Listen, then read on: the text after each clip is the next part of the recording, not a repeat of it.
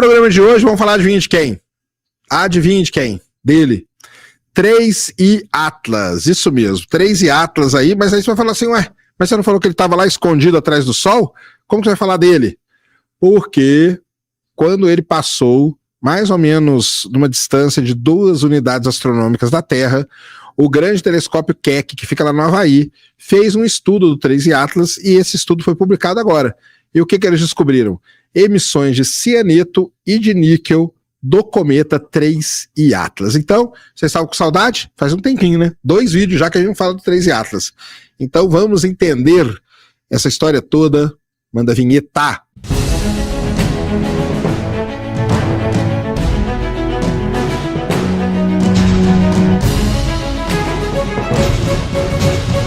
Vamos para o vídeo de hoje, passar aqui nossos 10, 15 minutinhos, batendo um papo sobre algo importante, interessante e relevante que acontece no nosso universo. Como eu avisei para vocês, vamos falar dele, do 3I Atlas. Lembrando que neste momento aqui que eu estou gravando esse vídeo, que é dia 15 de outubro, o 3I Atlas está passando atrás do Sol. Não dá para ver nada dele por enquanto, vai demorar aí mais uns 15 dias mais ou menos, quando ele vai reaparecer e aí nós vamos ter uma ideia, muito mais imagem, muito mais coisa do 3I Atlas. Ué, mas está acontecendo isso? Como que tem um vídeo hoje do 3I Atlas de coisa nova?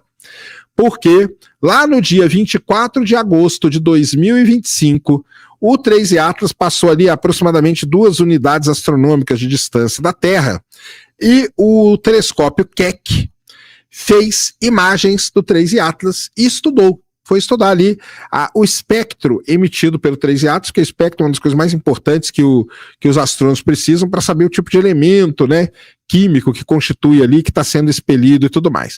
E descobriram coisas muito interessantes sobre o nosso queridíssimo 3I Atlas. Basicamente, o que eles descobriram foi o seguinte: assinaturas de cianeto, CN, e de níquel sendo expelidos pelo cometa, pelo objeto, não vamos chamar de objeto, porque aí vocês vão falar que eu já estou falando que é cometa.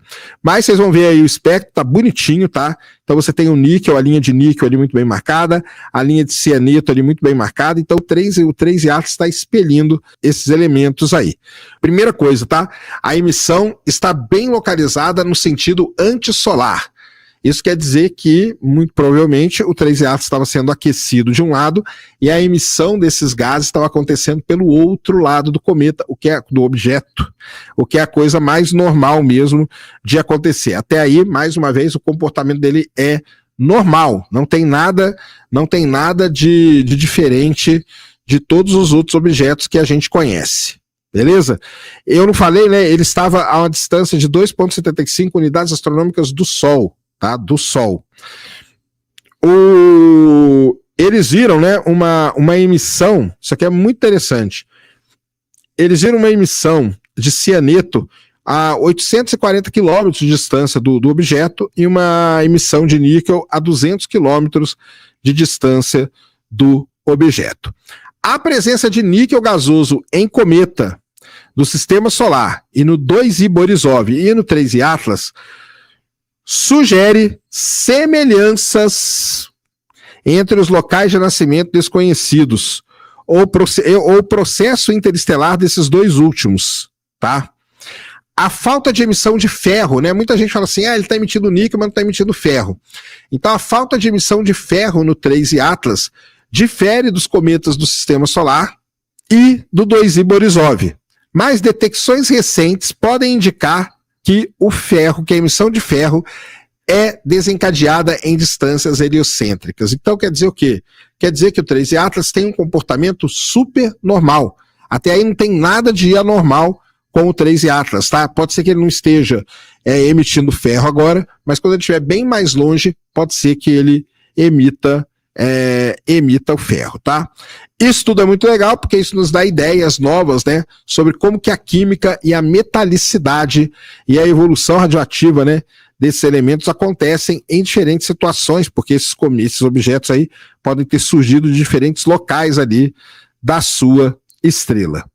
Os mecanismos de condução para emissão de níquel no Sistema Solar e nos cometas interestelares podem diferir, obviamente, mas independente disso, a medição de níquel em um número crescente de cometas interestelares oferece um caminho promissor para rastrear a química e a metalicidade dos... Eles querem descobrir quem são os pais, né?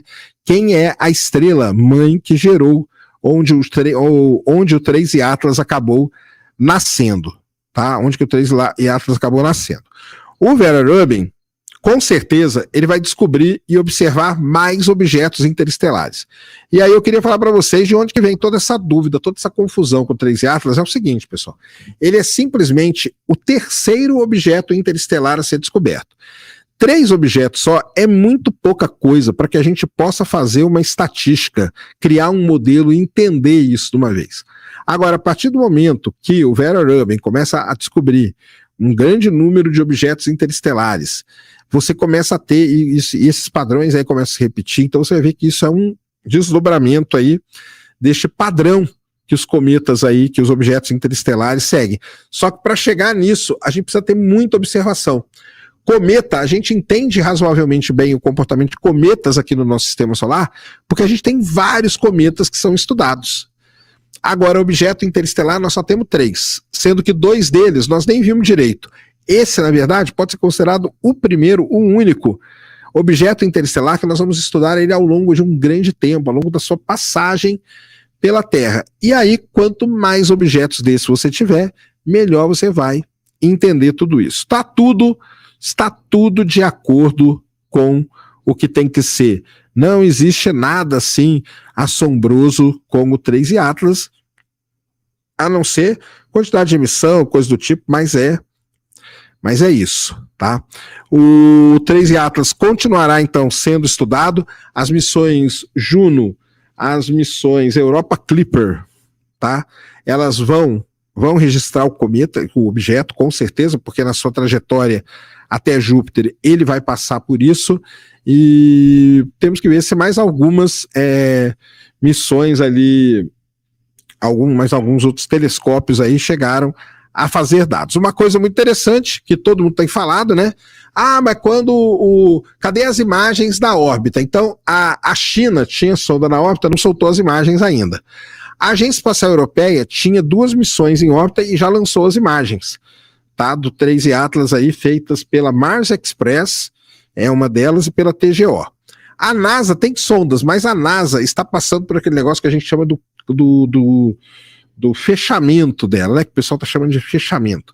É como se fosse ali um tipo de greve, um tipo de operação padrão, mas isso uma hora vai acabar e eles vão querer as imagens aí do 3 e Atlas. Então tá aí para vocês, ó, você que estava com saudade de novidades do 3 e Atlas, tá aí, ele foi detectado cianeto e níquel sendo expelido do cometa, que está aí dentro de uma grande normalidade com tudo que já se viu e com tudo que ainda pode acontecer com o nosso queridíssimo terceiro objeto interestelar. Beleza?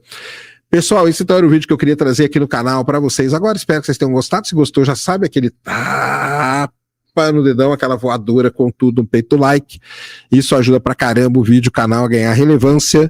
Nunca se esqueça do pacotão YouTubístico, compartilha, favorita, se inscreve no canal se você não é inscrito, deixa aí nos comentários o que você quiser saber. Tamo junto diuturnamente na luta contra a má divulgação científica no Brasil e contra a anemia na divulgação da astronomia no nosso país.